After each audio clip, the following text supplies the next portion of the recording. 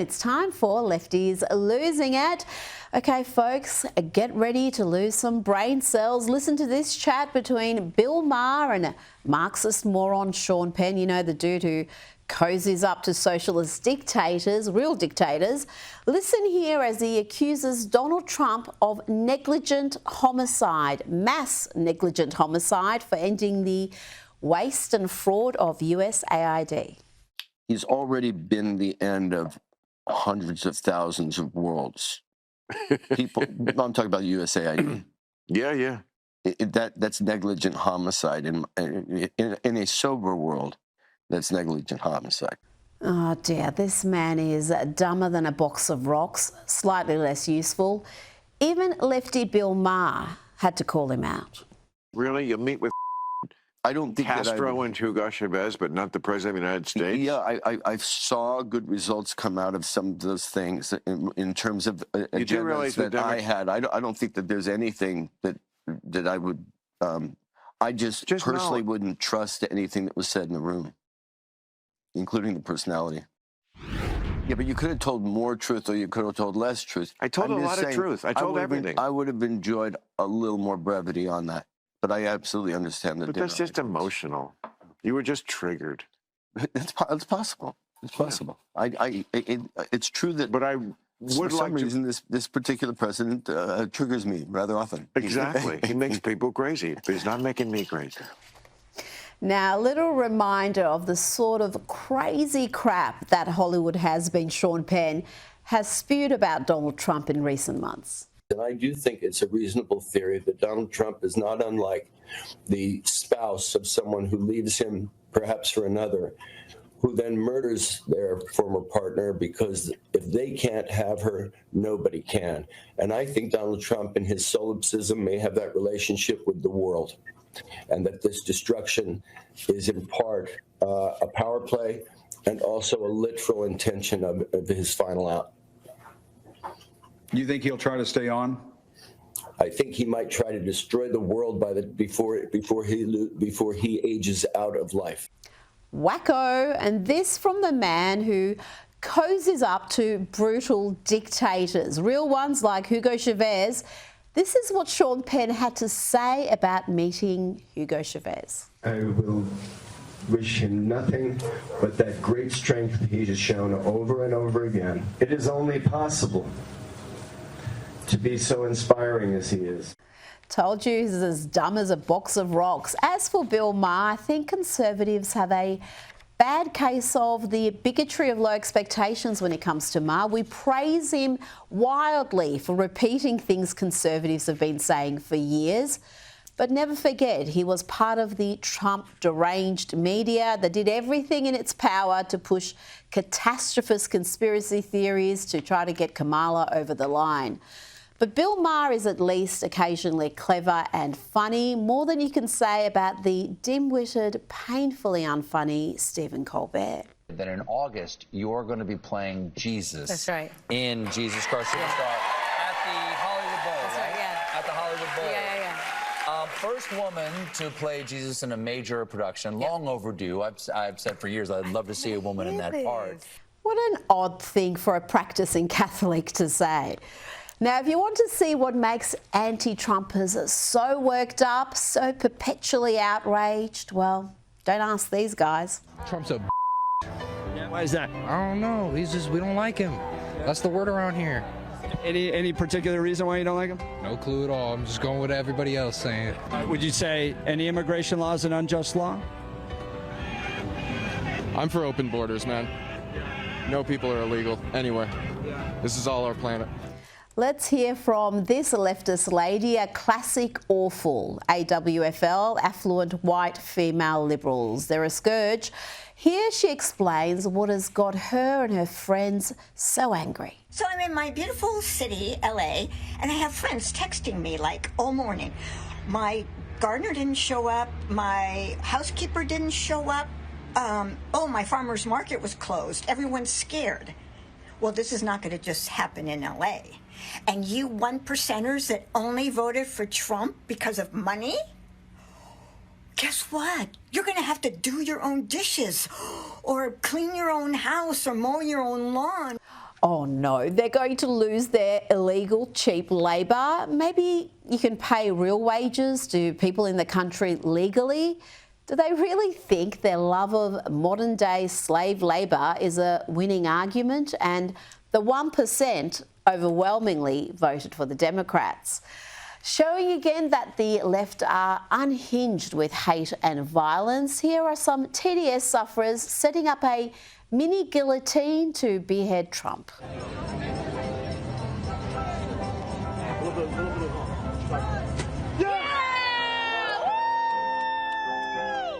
And here are parents encouraging their kids to behave like hate-filled TDS sufferers.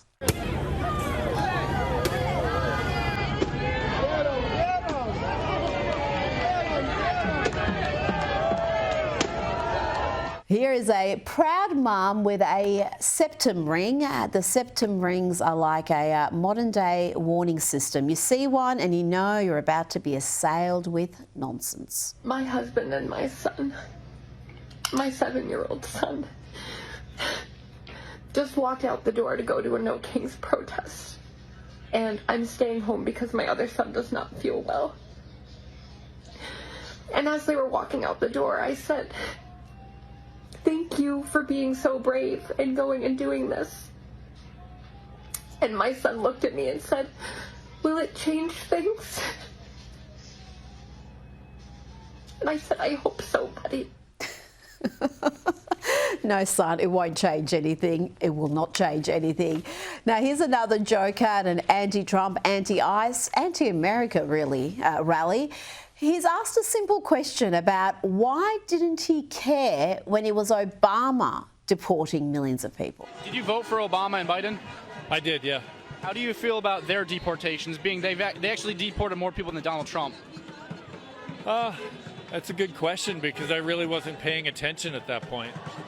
So I can't really say. At least that one's honest. You've got to give him that. Now, this next woman is a hero, an American hero doing God's work. Bless you, ma'am. Look, this one's got to catch up to the rest of them. Got his sign ready already. Look, another privileged-ass white man. Look, another privileged-ass white man who wants illegals, especially illegal criminals in the country. Oh, look at the ponytail. What, no man bun? Didn't have time to put your hair up, sweetie? Loser! Loser! Now let's hear from Ilhan Omar, a woman who seemingly loads the country that gave her refuge. Here she claims that free, democratic America is one of the worst places on earth. I grew up in a dictatorship. And I don't even remember ever witnessing anything like that. To have a democracy, a beacon of hope for the world to now be turned into one of the worst countries where the military are in our streets. Joining me now is Sky News contributor Tina McQueen. Tina, is Ilhan Omar right? Is America becoming one of the worst countries on earth with a dictatorship worse than that seen in third world countries? Oh, she's an absolute joke, Rita. Honestly, she says it's such an oppressive country to live in, yet, you know, she's a senator. She has all the luxuries and privilege of that high office. It's unbelievable. She does nothing but whinge and complain the whole time. I don't know how she gets voted in continually, to be honest. She's an absolute disgrace. Well, if you look at the place that keeps electing her, you'll get an idea why she keeps getting re-elected. Now, President Trump was elected on an America First agenda, and that included no foreign wars that don't serve America's interests. Have a listen to this argument between Tucker Carlson and Senator Ted Cruz. Tucker Carlson is certainly in the group who do not want to see America involved in any sort of foreign conflict, particularly in Iran. But this argument got very fiery. How many people live in Iran, by the way? I don't know the population. At all? No, I don't know the population. You don't know the population of the country you seek to topple? How many people live in Iran? 92 million. Okay. Yeah, how could you not know that? I don't sit around memorizing population tables. Well, it's kind of relevant because you're calling for the overthrow of the government. Why is it relevant whether it's, it's 90 million or 80 million or 100 million? Why is that relevant? Because if you don't know anything about the country... I didn't say I don't know anything about Okay, what's the ethnic mix of Iran? They are Persians and What percent? predominantly Shia. Okay, it's not even... You don't know anything about Iran. So okay, I am not the Tucker Carlson expert on Iran. You're a senator who's calling for the overthrow of the government. You're the one who don't know anything about the country. No, you don't know anything about the country. You're the one who claims they're not trying to murder Donald Trump. You're the I'm one not saying that. who can't figure out if it was a good idea to kill General Soleimani, and you said it was bad. You don't believe they're trying to murder Trump. Yes, I do. Because you're not calling for military strikes against them in retaliation. And if you really believe that... We're carrying out military strikes today. You said Israel was. Right, with our help. I said we. Israel is leading them, but we're supporting them. Well, you're breaking news here because the U.S. government last night denied, the National Security Council spokesman Alex Pfeiffer denied on behalf of Trump that we were acting on Israel's behalf in any offensive capacity. No, we're not bombing them. Israel's bombing them. Tina, what Americans need to understand is that the Iranian regime's ultimate ambition is not the annihilation of just Israel, but of what they call the Great Satan, America. I remember when I was a kid in Tehran in school chanting "Death to America" every morning. That is their agenda.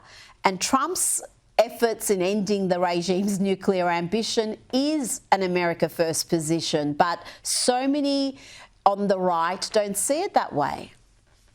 No, you're exactly right, Rita. Look, Trump, America First, he's sticking to the agenda he's always said he would. The main thing is that Iran cannot possibly have any access to any sort of nuclear arms. Trump isn't trying to overthrow the regime. Naturally, we'd all love to see the regime overthrown, but this is Israel's attack. Trump is doing everything he can for peace, and actually he's keeping everyone guessing. No one knows what his next move is going to be, but certainly he won't want his troops going in. He'll certainly support Israel, which of course Tucker has really turned on Israel. So that may be the cause of his angst in that interview and his frustration. But do you see this though as a massive risk to the Trump agenda in fracturing his supporter base, or is it just a few loud voices who are really behind this campaign against any sort of involvement with America with this Iranian-Israeli conflict? So far, really, Israel has led the charge, and the Americans have said that we stand by them. We haven't seen any strikes from America yet. That's right. America hasn't done anything other than support Israel and, state the fact they don't want any nuclear arms. Look, it's a few very loud voices. In the end, I think the Americans that voted for Trump, and his popularity is still strong for second-term president, better than Obama or Bush, I think they'll stand by him and trust in him. And that's what they have to do, because ultimately he'll do what's right for America.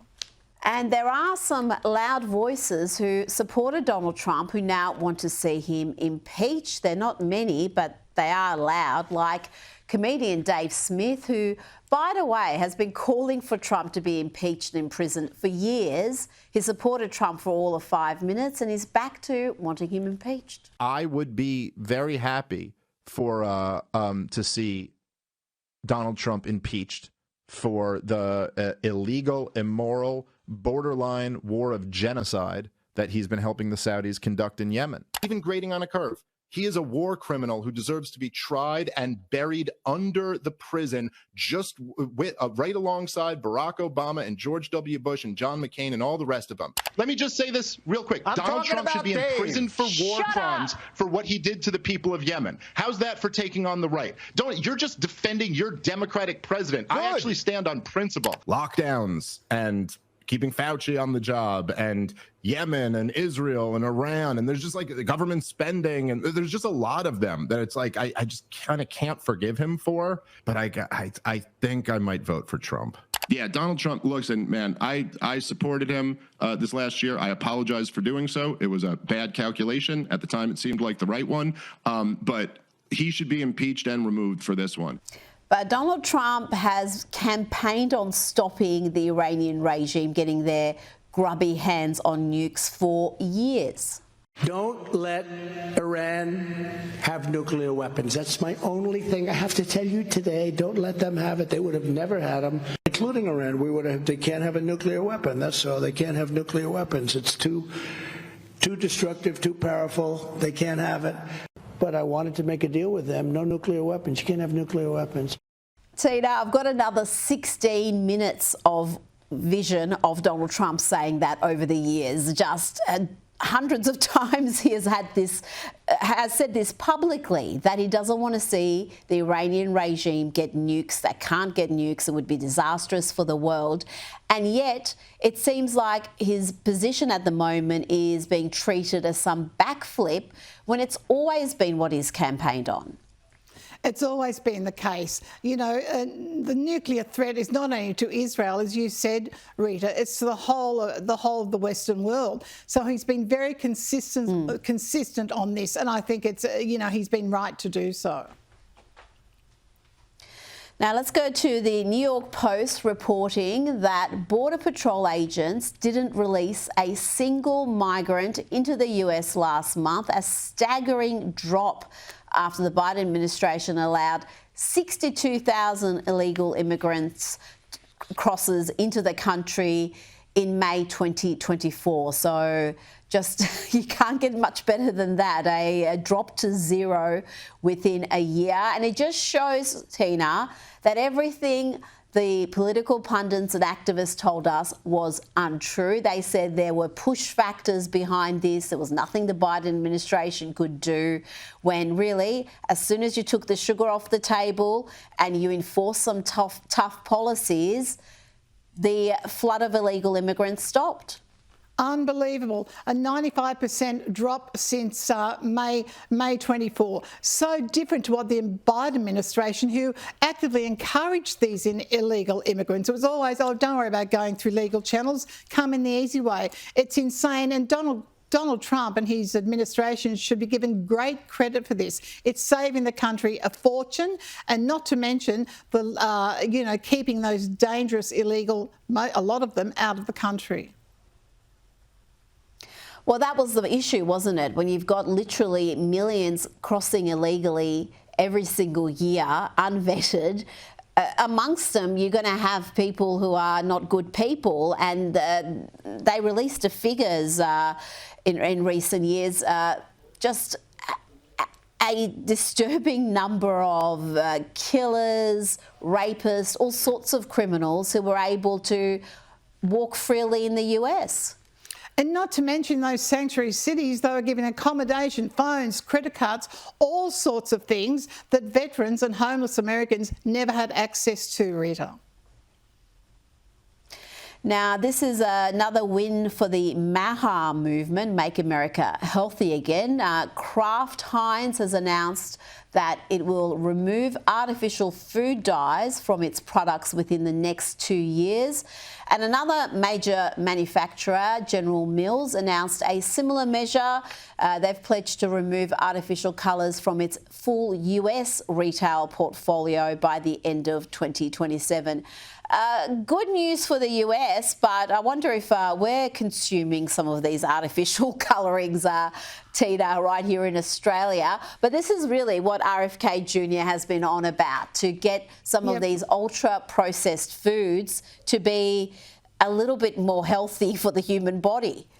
Well, what a great appointment RF Kennedy turned out to be. He's doing what's right, particularly for children. I mean, the obesity rates amongst children and adolescents in America is just disgraceful. He's embarrassed by that, and he wants to make America healthy again. These are the right steps, and if he continues down this path, he will turn around the health crisis America does have at the moment, Rita.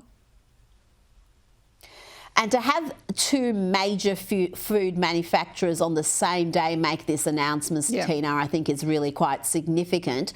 How important is the MAHA movement to the overall Trump agenda? Because it seems to be the one part of his agenda that has got supporters from all sorts of backgrounds. You've got a lot of people who may identify as left-leaning, who understand what RFK Jr. is trying to achieve here. Well, I think the Kennedy name has a lot of pull. He's obviously a man of integrity. He's been dedicated to this for many of years, and he always looks back to the presidency of his uncle, where health and fitness was, high on the agenda. He wants to bring those days back, and again, it's the right move, Rita. But he does unite everyone from across the board, across the political spectrum. Tina, before you go, Australia's relationship with the US is somewhat fractured right now. Who would you suggest we send in to try to heal the relationship? I don't think Kevin Rudd's the man for the job. Who's your pick?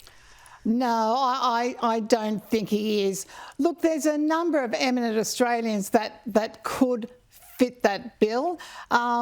And also the former ambassador to America, I think he would do a great job. Gina Reinhardt has a great relationship with the administration. Any one of those would be better than Kevin Rudd, but it's certainly fractured at the moment, Rita.